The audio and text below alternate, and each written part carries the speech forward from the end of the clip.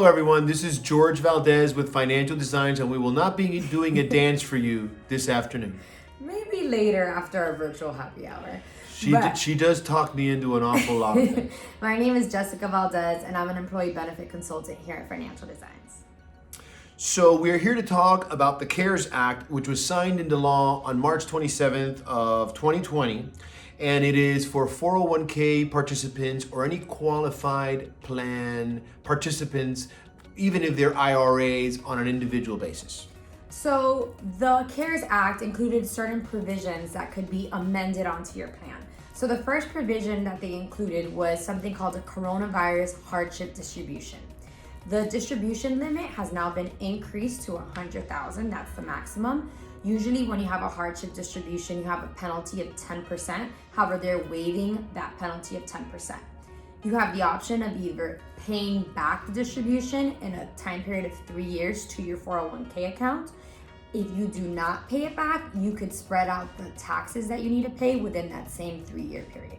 For example, if you take a $60,000 distribution as opposed to paying taxes on the $60,000 all in the same current year, which could put you in a higher tax bracket, you could break it out over $20,000, $20,000, and $20,000.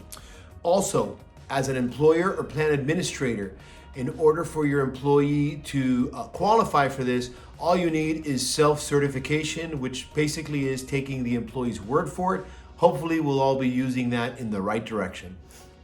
The second provision that they put in place kind of goes hand in hand with hardship distributions. It's for loans. Before, the loan maximum was $50,000 or 50% of your account balance. Now they have increased that amount to $100,000. These are for loans that are taken 180 days since March 27th, the day that the act was passed.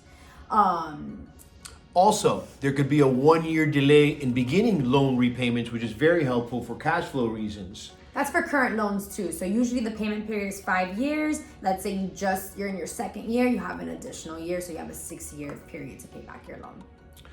Another important part of this law is required minimum distributions, or RMDs. Have you taken yours? I am not eligible yet. You have to be 70 and a half. So I will, thank you, Jessica, for that. So RMDs are basically distributions so that the IRS can finally collect the tax. They're on any qualified plans, 401ks or IRAs are some of those. You do not have to take your required minimum distributions this year, which is kind of good because the stock market has taken a beating, and taking money out of it right now would probably be selling at a bad time. This also applies to IRA beneficiaries that are taking their 5-year distributions. That is also waived.